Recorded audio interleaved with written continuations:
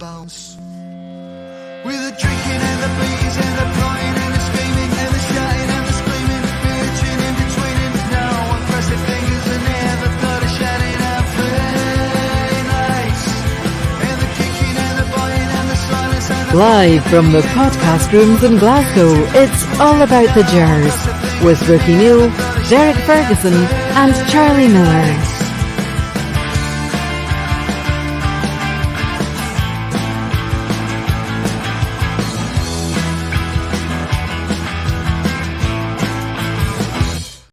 Hello and welcome to All About the Gers. It's myself, Ricki Neill, and we're joined by a special guest today. Charlie's back as well, but we're joined by Gordon Smith. Welcome, Gordon. Thanks for coming along. Hello, Gordon. Charlie, how you doing? Good. Sorry, I'm just fixing the microphone there. Aye, thanks for coming in because Derek just done one of his usuals. He just decided to go on holiday last minute. But it's good to have you back, Gordon, because you've been on a few times, haven't you? Yeah, I've done a few already. So First this year, though. First this year, I know. Well, I'm going to fire a few questions at you, but first of all, I'd just like to say thank you to our sponsors, Plugged In IT Business Solutions, DB Dental Care, ISG Resin Flooring Specialists, and JNC Architectural Limited. You can actually find out more about them at our new website. The new website is allaboutthegers.co.uk. So, since you're doing the show, Gordon, I'm just going to pick on you first, because obviously we've not spoke since the new manager's come in. So what's your thoughts on Michael Beale so far?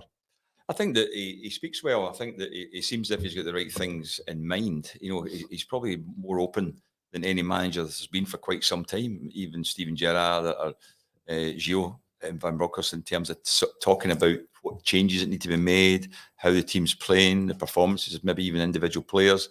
So he's very open in that respect. And I think, like any other manager, you need time because he's got to build the team. He's got to try and improve the side.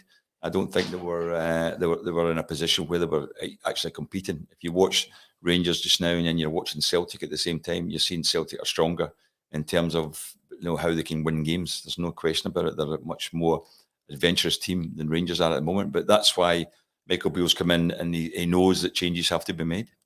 But do you not think he's actually turned around some of the players as well? Because Kent started to play better and Fashion Junior. Fashion Junior, yeah, that's what I'm saying. A good manager gets more out of certain players. There's no question of that. I think giving Kent a bit more of a free role has been a good idea. I think that's something that can help because there's some players, they naturally get seen as a winger and they get kept on the wing and it doesn't always suit them. They're in and out of the game. Sometimes they're out the game for quite some time because if they're not getting fed the ball, having to wait. I experienced that myself at times when I was a winger at times at Kilmarnock. By the time I came to Rangers, I get into central midfield and it was much better for me. I could then become involved in the game. And that's the situation with Ryan Kent at the moment. He's getting more involved in the game and that's suiting him a lot better. You can see that he's got a new relish for playing and he's actually, I think at the moment, he seems as if he's the most creative player we've got. Yeah, I mean, Charlie, you said the same about Tillman as well. But he seems to come and go, doesn't he, as well, Charlie? Yep. It's hot and cold, definitely. Sometimes he's ridiculously good. You go, bloody hell, son, well done. And then other times you're thinking, where is this guy? But obviously, Gordon's saying about Kent, not just Kent, but you can tell all the players weren't playing for Giovanni. Mm-hmm. You can tell because the games we've won lately, since Beale's came in, we wouldn't have won the games under Giovanni. Definitely no. But there's more fight there. There's maybe a bit more hunger. Obviously, Michael Beale needs a wee hand in his transfer market with signing Cantwell, which is good. Hopefully, get 2 or 3 more in. But the players just weren't playing for Gio, and I think everybody could see it, unfortunately. And now Beale's in, and we support Beale, and fingers crossed they can get some good signings in, and because we definitely need some more signings in. It's definitely one of the things he needed to do was, and I felt this was a problem under Gio. There was no intensity about Rangers play. You don't think so, Charlie? 100%. It does not play at that level that makes it difficult for the opponents because, I remember Jock Wallace used to say it when he was manager. He would say, we've got to be as fit as we can possibly be because whoever you're playing against is actually highly motivated when they're playing against Rangers. They want to beat you. They're up for the game. They're playing in front of a big crowd. So he said you could see these players playing one week and you see them playing against you and they're a different player because of the atmosphere that's created by it. So therefore you have to play with intensity in order to match that and to win games. You've got to do that. And that's what's, I think Michael Beale's aware of that. It just shows you Aberdeen the other week. Yeah. Beat them 2-1, a hard slog for us. We get through it. I believe we probably wouldn't have got through it under Gio. And then they go and get pumped 5-0 for Hearts. Hearts, Just I know, doesn't make any that's right, I sense. know. It's just Same Um, Aberdeen team. I know that's it. That's just doesn't make any sense. But obviously, we know everybody tries that bit harder. It was the same. It was the same in the previous game. They could be after St Mirren, the game after Rangers the last time as well. Yeah, That's right. So I mean, see what Charlie's saying. We've mentioned a few times about players not playing for a manager, and I asked Charlie and Derek, have you ever been in a team like that? They both said no, but were you ever on a team that you felt that some players had stopped performing? definitely. I think it's a lot. Sometimes the factor is how the manager spoke to the players, how he was treating them, maybe what he was even asking them to do. It didn't quite suit them. And even as I say, some managers are quite critical of certain players, and not everyone can stand that. There's a lot of players can take it, and they just go on with it, and they think, okay, I'll just play myself. I'm more interested in how I play than what the manager says about me. But there's other players get really affected by it, so that you can actually put players off depending on what you say to them. And I don't think there's any doubt that that does happen in the game. And there's been a case of, we've heard it before, and it has been certainly a fact that a manager can lose a dressing room, not just certain players, lose the dressing room in general. You know about that, Charlie? Yeah. Well, for me, I never stopped playing for anybody, but I get stopped playing with some managers. I get stopped playing. No, but if you play, you want to go out and look. You want to still go out and prove yourself, and you want to be as best as you can when you go out and play. But some people are different. Attitudes are different, and unfortunately for Gio, that's what it looked like. The players didn't want him there. But it was so obvious because, I mean, and I always think, see how Goulson was meant to be out for so many months injured, but then suddenly we've got a new manager and he's back fit. Then you start thinking, is that anything to do with that? But that's just me. Yeah, you don't know. Starting rumours, you know what I mean? Yeah, but I know what you mean, though. These things are quite significant. The fact is that, as you say, a player he's out for, he's going to be out for months, and all of a sudden, as you say, a new manager comes in, he's all of a sudden fit. It gives you a wee sign that maybe that is a factor, that he wasn't happy playing under the system that Gio was playing, because that's sometimes a player. Some players would say, because of how this system we're playing, it doesn't make me look good. It actually makes me look bad, and they don't actually perform then, and they don't want to be in that team. I've seen it happen, and I've seen, as I say, teams I've been at, I've seen the players reacting to how a manager speaks to them, and they don't like it. But it's strange because when Gio came in, before Gio came in, I thought we were looking a bit stale under Steven Gerrard. Yeah. Even though we're still top of the league, I thought we'd still went a wee bit stale, and then Giovanni came in, and we won like 7 games in a row. It wasn't the magic or anything like that, but we got a lift again, and it was like thinking, okay, good, here we go, we'll kick on. And then gone for 7 points ahead to 6 behind in a short space of time after winning the 7 or 8 games in a row. You just wonder where it went to. And obviously going away in the winter break again, which killed us again. But it's a far cry from when we were in Seville to when Giovanni left. So it definitely was. Yeah. What needs to change? Do you just think we need more players in? Well, I think we definitely need some more players. We need some players with a wee bit of fire in their belly again, and just to lift the place. We need 3 players or 4 players that are going to come in and start. We need players that, as I said at the start of the season, I was hoping it wasn't quantity rather than quality, and it's just seemed to be that it's been quantity, unfortunately. But hopefully, heard a lot of good things about Cantwell. Obviously, he's lost his way a wee bit in the last couple of years, but I'm sure he can probably come up here and get his career back on track. I don't see why not. He's coming to a bigger club, although Norwich were Premier League for probably 3 of the 5 seasons a wee man was playing down there. But he's coming up to Rangers. Massive expectation now that he's signed and trained today. So fingers crossed he works out. Yeah, I hope he's the right kind of player, because, I mean, I don't know what happened to him, but I checked into Norwich, and he hardly plays any games. In the last 3 seasons, I think the most league games he played was 9 in a season, 8, 7. And the last time he played was actually in November. And now that might have been the case, the fact the manager left him out because he made it clear that he wasn't signing a new contract. He wanted to leave at the end of the season. So the manager maybe felt, well, I don't want a player here in the team who doesn't want to be here. Right. But see, to be honest with you, if I was a manager, I would want to play players that are wanting away. You know why? Because you're going to get more of a performance from them. Because if they're trying to get somebody, you tell Kamara that. Yeah, I know. Yeah, I'll need to have a word with him. You want to be in a short window, don't you? I think so as well. As I say, my time at Kilmarnock, I must be honest with you, my time at Kilmarnock, my main motivation for me playing for Kilmarnock was the fact that I wanted to try and show up all the time because I wanted to move.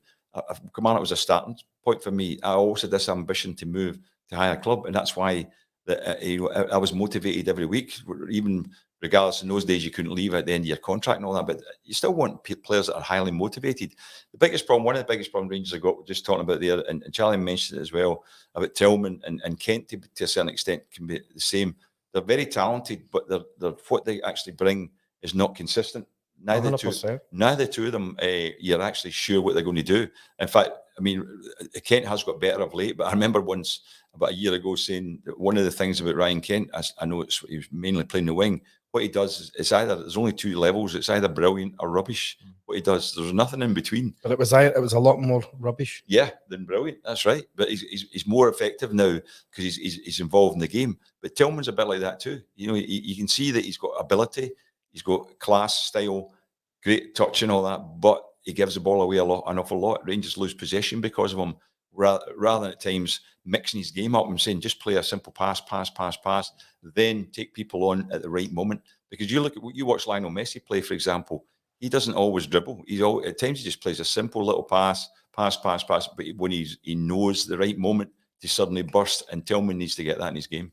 I think sometimes he looks lackadaisical. See when he's got the ball, I think he thinks he's got more time than he thinks, and then he just looks slow. His body language, you know, that looks. And then next minute he just busts onto the scene and does something unbelievable. Like, what the hell, son?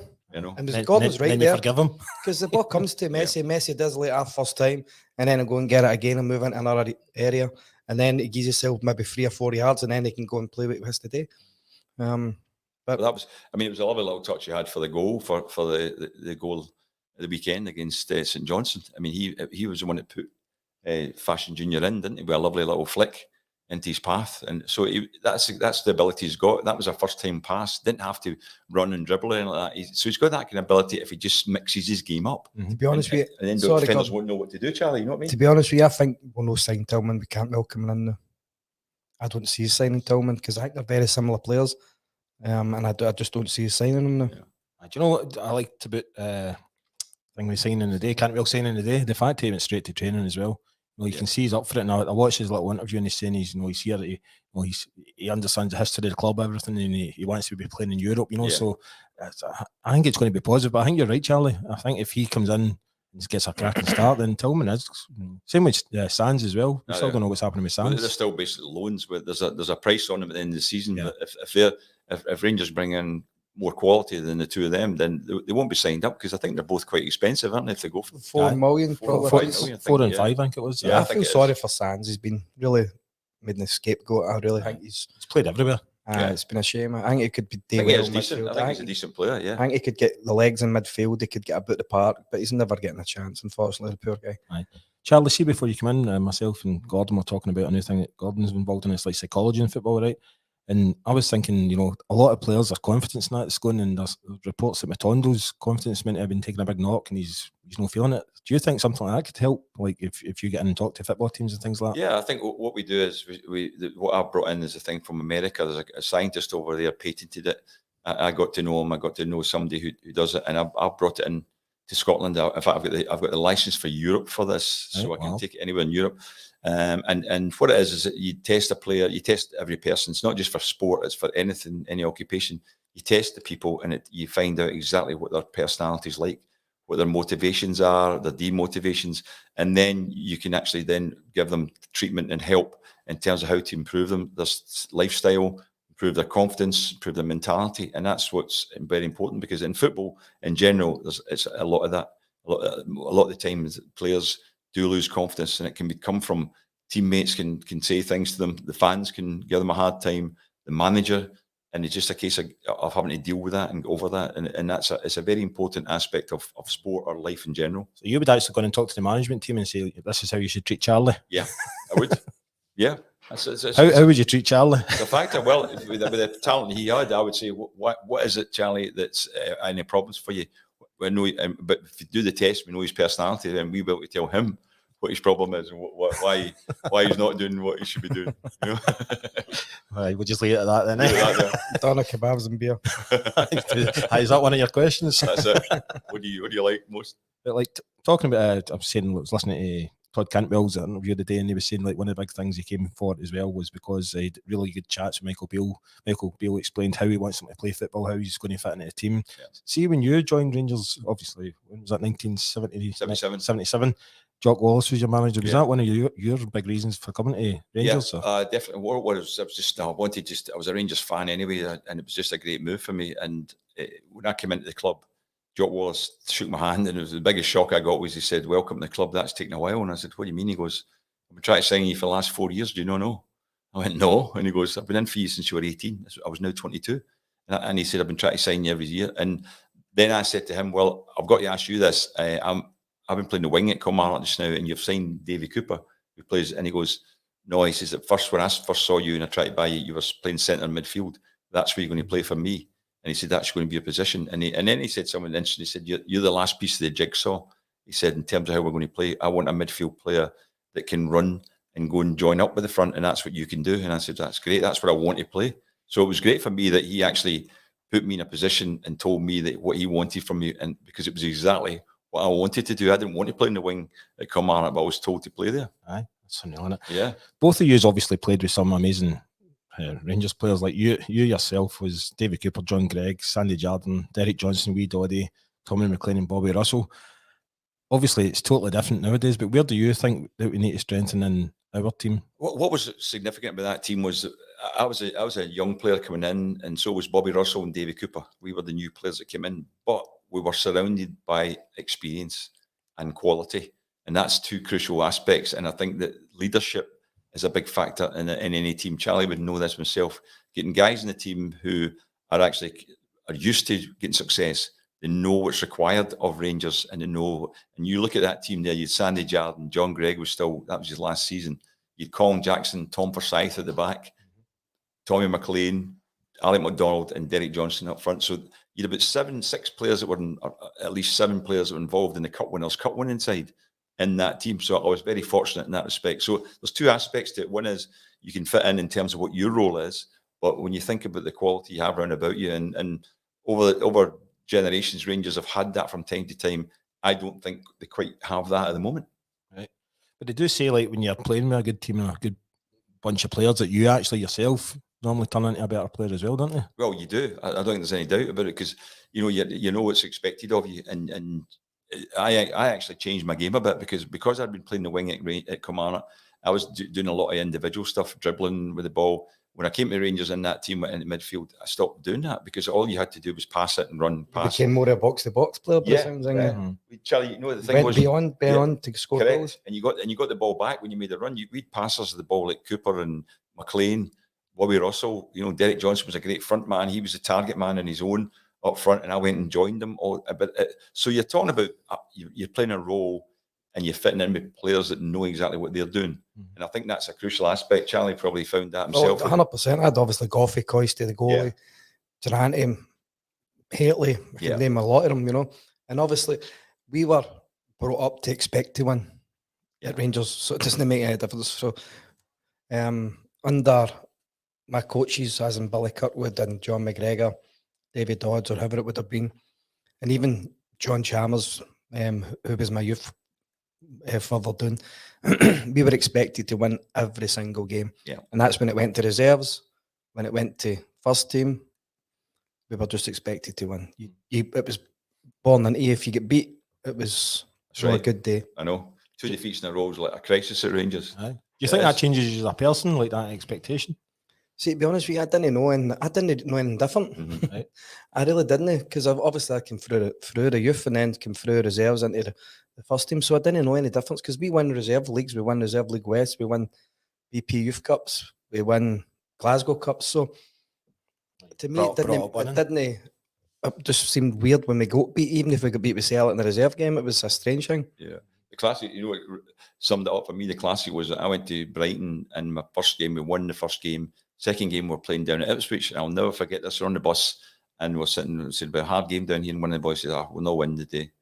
I said, "What do you mean?" He goes, "We don't win down here." I said, "Well, why can't we win today?" And he goes, "God, we don't win down here." And I'm thinking, that's unbelievable. That's an attitude of at Rangers. It was like you're expected to win you hoped. Obviously you're always up for it, but that just shows you that in certain other aspects, people just think, no, we're not going to win. Derek actually said that, was it last week when he was talking about when he was at Hearts? He said there was sometimes you looked around the dressing room and you could tell. No, I think he was kind of talking more maybe Falkirk. Because obviously Hearts were a strong decent team back then. But I think maybe Falkirk or Dunfermline, maybe he's talking about it. He might be. But you can see it. You can see when you're at Dundee United, things like that. You can see people are that bit nervous when they're playing against Old Firm. I'm going to ask a question for Stuart Finlay. He's saying, what do Gordon and Charlie think about McCann going to Forest Green Rovers? Well, when you go, Gordon? Well, I was quite surprised because two things. He's about the first team. You know, he's a first team player. He came on the weekend, I think, didn't he? And he played. And I think myself, he's only 20 years of age. Surely maybe think he's got potential. So I'm quite surprised about that, you know. Maybe they just think it's good money to get in from, but 20 years old. And in the paper, it actually said that it was him. He wasn't wanting to sign again for Rangers. Yeah. No, he was going for a bumper deal, but what, the English third division or something? Yeah. It's English second. Second, is it? Well, League One. League One, yeah. But the thing is, as Gordon says, I didn't know he'd went until I came in here. Yeah. Because I thought he was in about the first team. He would have been happy there. He's getting his chance. He's getting a sniff. And then you said he's wanting to get guaranteed first team football. You just don't get guaranteed first team football. No. It's impossible. You have to be performing week in, week out to be getting to play every game. So you're never guaranteed first team football. I don't know where they get this from. You don't know what his motivation is here or what advice he's been getting to, because the other aspect of it could be the fact that because he's not signing a new deal at Rangers, he's maybe on a low amount of money because of the current deal he had. Yeah. And therefore you go to a team like Forest Green, I know for a fact in England, even the non-league clubs are paying higher than most of the Scotland clubs. They're paying, the money's much better down in England. So maybe all of a sudden he's got quite a big increase here. He didn't think he was going to get that at Rangers, and he's been advised, look, you'll still be playing at a level where you can move on from there. You're down in England now. You've got a bigger picture there of people who will come and see that you're playing, and you're on more money right away. When I was an agent at times, I never ever let my player make a decision based on money, though. I used to say base it on football. You have to be happy. You have to be going somewhere. What's good for the football for you? Yeah, because I went to Watford and it was never for money, because we're playing the Premier League in England and I went less money. I must be the only idiot that's ever done that. You were just going down to see Elton John. What's that? You were just going down to see Elton John. Mm-hmm. I must be the only idiot that's ever went to the Premier League and get less money, and I was in Scotland. That's right. That's amazing. But was it just because you wanted to go and play at that level? I never wanted to go and play. I never wanted to leave, but Advocate came in after a year with Advocate, and he did players that he wanted to keep, and then I went to Leicester and I got injured, and I came back up the road. So he had made his mind up that I was surplus to requirements. That's fair enough. He was like one of the ones who spoke about earlier on, Charlie. There wasn't, though. He was difficult. There was a lot of players. He lost quite a few players, didn't he? Advocate. I got on really well with Advocate. I'm going to say Dick. I don't really get on well with Dick. I got on well with Advocate. I really did go on. Even the only biggest disappointment was for me and Derek McInnes, because I was in loan at Leicester and then I came back up the road. Derek McInnes played in the cup final. We won the treble, and the two of us got letters through our door saying that we have to go and train with the youth. And it was signed by David Murray, and that was through our door. And I'd been at Rangers since 11-year-old, and Dutch guys coming in and they can't even come in. David Murray can't tell us to our face. Or, that coach can't tell us, like, okay, don't want you anymore. Thanks for your time. Right, see you later. A letter through my door. I was really, really shocked. And then my first couple of days back, I seen Advocate in the marble stairs, and I'm walking up and he goes, "Hey Charlie, how are you?" I says, "What the fuck are you talking to?" I says, "I'm all right. I'm a hell." But after that was that. So just a wee bit of respect. Especially at Rangers, you would expect better than that. Rangers. Listen, we're still talking transfers, and this always comes back up. M Ward is saying, "Is Cantwell what we need?" I don't think we need. We need a goalkeeper first, which I don't know. There's still this thing going on about goalkeepers, and is McGregor the goalkeeper, or is it McLaughlin or McCrory? I still feel sorry for lad McCrory. He played last year. He played against Celtic, and I remember in the game, the Rangers won, didn't they? And he made two great saves. He done really well. He did two great saves in the game, and he's never been. I've seen Robbie play a few times, and he's a really. I think when Bale came in, he should just have been like, right, okay, he's no fancying Griggs anymore, or you had to just go, right, I'll see how he does to the end of the season. Just play him at the end of the season. Because I don't think we do need a goal. I think we've got to. He's just signed another 3-year deal. That takes him up to, is it 28 or something? Aye. I think he should be given his chance, because especially in the league games, because let's be honest, the league is beyond Rangers at the moment. There's no doubt about it, and I don't see why young McCrory couldn't come in there and show what he can do, because he already did. For me, he showed it. I don't know whether they obviously judge people in training and all that as well. Who knows? But he's young. He's got plenty of years ahead of him, whereas the other two keepers are a fair age now. Aye. I mean, you look at Alan McGregor has been a fantastic goalkeeper for Rangers, 100%. no doubt. But he doesn't come off his line anymore at set pieces or anything like that.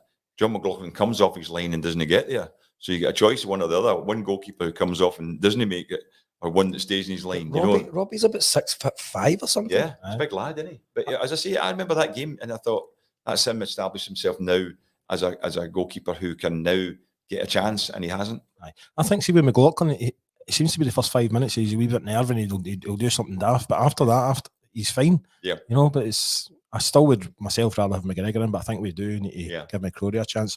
I'm just going to go to some of the transfers that we're hopefully going to bring in. Nicholas Raskin, only 21-year-old midfielder. Morgan Whittaker, I don't know if that's on or off, but Swansea, he asked Swansea if he didn't want to play at the weekend. Yeah, I saw that. Because if he played with them, he wouldn't have been able to play with Rangers. But as I said earlier on, Michael Beale's still looking for a centre half as well. Obviously, you used to be an agent, Gordon, and you worked for Rangers and the football side of it as well. What's it like around about this time of the year? It's a nightmare round about this time of year for two facts. Is the fact that one of them is, as an agent, it's you've got people maybe interested in your players and you're trying to negotiate things, and it's amazing the number of times that it's the last day these things happen because of the negotiations. Even between clubs, that they'll say, they'll keep saying no, we're not accepting that, to wait and see if the other club comes back with a higher bid, and if they don't, they'll get in touch with them at 11 o'clock and the last day of the window and say, okay, we'll take that money. Aye. I've seen me as an agent having to drive at midnight and taking players back home after going to sign contracts at that time of night. It's unbelievable because it's negotiations like a game of spades, game of cards, Aye. But the other side, from the football side, it's also difficult too, because you're trying to bring in players. You don't know who else is wanting these players. You don't know what most of the time now it's a wee bit easier because of agents to the fact that you get a bit more information from the agent to tell you that the player has an interest in coming. This is the kind of money he's looking for and all that. So that the deal's normally done in advance of that, although they don't say it before they even get talking to the club. Do you ever think teams actually do panic buys just because they've not bought anybody in yet? Of course they do, 100%. Yeah. The thing is with me, the boy Nicholas Raskin, 21-year-old, we've just let Charlie McCann go at 20. I know. So I really hope Nicholas Raskin's a really good player. Aye. Yeah. Every time I hear that name, I think of that programme with the tiger. What you call it? Oh, right, I'd have a Raskin. No, but I think the main thing about these players are all pretty young. I mean, even Todd Cantwell, and as I say, one of the aspects I would look for in players is to say I'll have a wee bit of a mix. I remember when the great signings, David Weir was one of the great signings for the club, because he came in there and he was the one that controlled the back four and was experienced. So I think getting some experienced players in there, even if it's midfield or whatever, there's no reason why. You look at what Snodgrass is doing at the moment, actually, for Hearts. He's outstanding, and he's 35. So Rangers, he still looks really fit. There must be still some players a good age, up to 30 years of age, who are still in very good condition, could come in there and with all the experience could help do the team. Like, as I say, that team, the names you mentioned when I was at Rangers, Alec McDonald and Tommy McLean, John Gregg Sanj, they're all very experienced players. I mean, Charlie, we still get Suter as well. You might. Yep, and Hollander. Well, I'm a fan of Hollander, although Me too, yeah. he's really injured a lot. He's probably our best defender. He's been out for quite some time now, Aye, hasn't he? aye, He's been out for ages. I don't know. I thought he was on a free to go. Michael Beale said that he's expecting him back soon. God knows who told me that last week then. if it gets him and Suter back, they don't really need the centre half, because you've got young boy King who's already there anyway, and then you've got the two who are in the team at the moment. So Davis and Golson are strong there. So and your Sands can always fill in there if you need it between now and the end of the season. So you don't need another centre back unless these guys aren't going to be fit. Do you think we do need to get another goalkeeper in? But I think so. I think maybe just cover, but I think first and foremost, I would give McCrory his chance. I really don't think we need a goalie right now. No. If we're going to start McCrory, then we're going to need a new number one for the next season. Yeah. Unless you're saying to Robbie, you're going to start next season. Yeah. But then it looks like obviously Griggs is away, who's been unbelievable for the club. Yeah. And then McLaughlin's still got another year left, maybe. I think so, aye. So then McLaughlin was number two. And I don't really think you need another goalie. If Robbie goes and does well and goal, then we're happy. We've got a 25-year-old guy that's a top goalie. There's rumours that Sakala and Morelos are getting bids on as well. Are they? That could be a big loss. If I think Morelos, I know he's not been doing the best, but see his presence on that pitch. Yeah. He played all right the other night. Don't get me Aye. wrong. You could see he was going to get booked. And I understand why people tear him off at 3-1 because he's liable to do something stupid and get sent off. And with Kolak injured, with nobody else really to play through the middle. I think Cholak's back, but as well. I think he is now. Yeah. Aye. Well, we said that last week and they came on and Aye. But the thing is, you're right. I think one of the problem areas is that Rangers do need some cover as striker. And I think that's the problem with that is that normally that is the most expensive player you have to buy these days as a striker. And that's the hard part about it, isn't it? Lee Ramage is asking, would Charlie and Gordon pay the money for Sands, or do you think he's overpriced given his contribution? I don't think he's been given a fair chance at his right position yet, but I think the only thing I think about him is this: he's a player, and you don't often get this, a player who can actually cover in both positions. He can cover at the back if you need him, and he can cover in the midfield. Now, there's one of the games I remember, it was a European game, and he was actually Eindhoven, it was brilliant. he was absolutely outstanding. He actually covered well for Golson that night. Golson was caught out 2 or 3 times, and Sands was the one that actually covered for him and stopped it being embarrassing. So I felt he was outstanding that game. Now, a lot of people don't really rate him greatly, but I think because he can play both a holding role, midfield, and centre back, it could be, just depends on the money. It's a lot of money from him. That's the thing. If we've got 4 million to spend in Sands, in fact, 4 million to spend in Tillman, just go and buy a striker for 6-7 million. Yeah. A right good one, and go, in you go, son. Because it looks as if Morelos is away anyway. So we really need another striker. Did you get that great one through that this week? The email saying Rangers have just signed 3 strikers: aye. a teacher, a postman, and a train driver. Aye, I know, and I fell for it big time. It was actually a Celtic fan that told me it the other day. I'm like, who is it? And he was like, a striker. Aye, right. Good, Jin. Stephen Lermouth is, we're just actually about to move on to the St Johnstone game, but Stephen's saying the St Johnstone goalie looked to part. He's on loan for Palace, but that was all be at one game. Yeah, know, so I agree. I thought he did look good. Yeah. How did we not sign Seacrest? Yeah, I know. Yeah, he looked good. Yeah, you're absolutely right. But I thought the St John's keeper looked pretty. I looked decent, secure. Yeah, Because definitely. we were linked with Seacrest, weren't we? Yeah. should tell me these stats before the game, before the podcast. Right, moving on to the game on Saturday, St Johnstone versus Rangers. It was a tough game. You think we played, was that 3 games in 6 days? Yeah. Yeah, again, the pitch Wasn't good. I don't think that helped, especially if you're a better football side. I didn't think. I thought Rangers started the game pretty well, but I didn't think they were impressive as the game went on, sort of thing. But they held out in the end up, and it was a great goal. They did That's score. a great finish, wasn't Yeah, it was a great finish. And as I say, it was great work from Sakala and Tillman as well. Tillman gets the credit for the little touch he played into Sakala. some finish with Barisic as well. Oh, that's a Great great finish. It was Yeah. just first time. Most of them would have been going flying over the bar, but it was a peach. Almost like just a side foot pass, wasn't it, in the top corner? But you can't beat that. That's It's a amazing. great finish. But as I say, that's what Tillman, that's what Barisic and Tavernier definitely offer. They offer a lot in the attacking side. I think both of them could be better defensively. There's no doubt about that. But in the attacking side, that the both of them have got a lot to offer. See, when you were at Rangers, this goes to both of these actually. What was your favourite away ground to play on? I liked playing at Tynecastle. I liked the games there. The atmosphere's good at Tynecastle. Yeah, I liked the atmosphere there. In terms of pitch, in those days, unlike now, Rugby Park was a great pitch. Aye. I love playing there for Kilmarnock because it was so good, because I liked it was good on the ball, and I like to have a pitch that you could actually run on it with the ball and all that. Whereas a lot of the pitches were just rubbish, were just like bouncy. A lot of them are better these days. I mean, see when you see some of the pitches in England nowadays, it's incredible, the standard. But the pitches make a big difference to how you play. But as I say, I like the atmosphere at Tynecastle, Rugby Park to play on. But I also like playing at Hampden. I liked playing big matches there. But I didn't. The New Hampden's rubbish compared to the. It's no rubbish playing. It's not a good atmosphere in the stands as much. But it was good to play and beat Celtic 3-1. My first Old Firm game, 100%. It was great. But I love just beating them at Parkhead or beating Aberdeen at Pittodrie. It was that always cup final, that first one? No, that's when they were playing there, wasn't it? Oh, they were. playing there. That was a stadium at the time. Right? 94. Yeah. The stadium was getting done up or not. But and then I think within about 3 or 4 weeks we end up. No, it wasn't. They saw it was next season. We end up playing them in the League Cup quarter final. We beat them 1-0 at Parkhead. Then we beat them on the Saturday 2-0. I played in the Tuesday night in the quarter final of the cup. We won 1-0, and then I'm on the bench on the Saturday. After beating you, get dropped. No, because I was having a wee problem with my shin splints, but I wanted to play that game. Oh, shin splints is a killer. Mhm. I've had that a few times. Gordon, Charlie was telling us about how he left Rangers through the letter.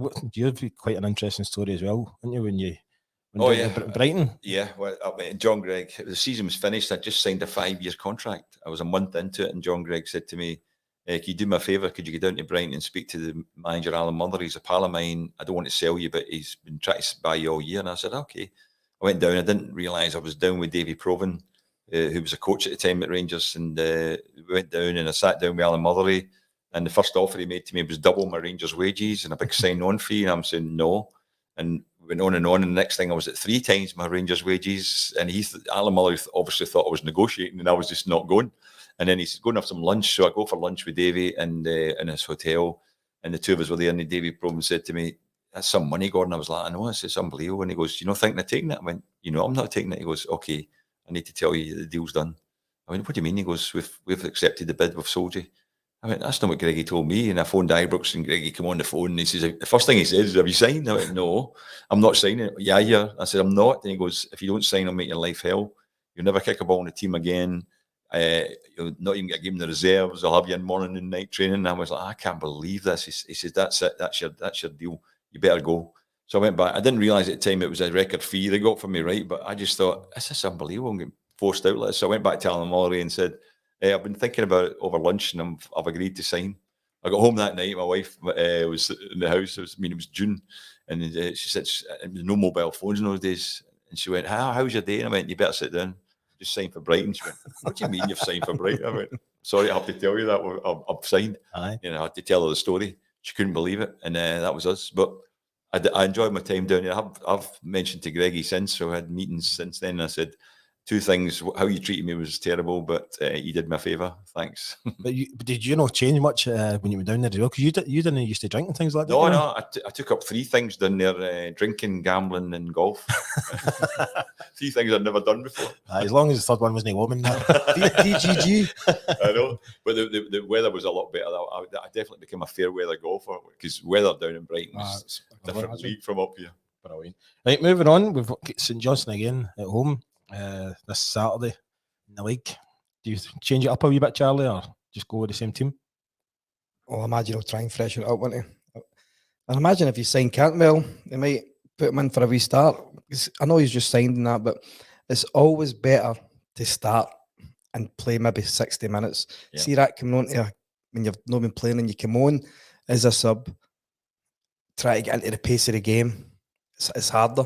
If you start the game, I think you get into the game better because everybody else is starting at the same. But if you're going on this 100 mile an hour, then you're going on, you're like, bloody hell. But the only thing about that, Charlie, the hardest thing about coming up from England was the fact is that if he doesn't know all the boys' names when you get to the games, he's not quite sure. It's like talking to people, you're not quite sure. I was lucky when I went to Rangers, I knew who everybody was. You know what I mean? But that's the only wee problem about that if you're just playing with players. I'm sure he'll know the first players' time. names. I need to learn that, yeah. I'm sure. But as I say, that might be the change he makes. We want the fans to obviously see if there's any other new players, as Charlie's saying, like give the crowd a wee bit of a lift to see. Depends where the boy plays. I'm not quite sure if he's just a central midfield player, isn't He he? can play in behind. Is he? Yeah. He's a glider with a boy. He's a good player.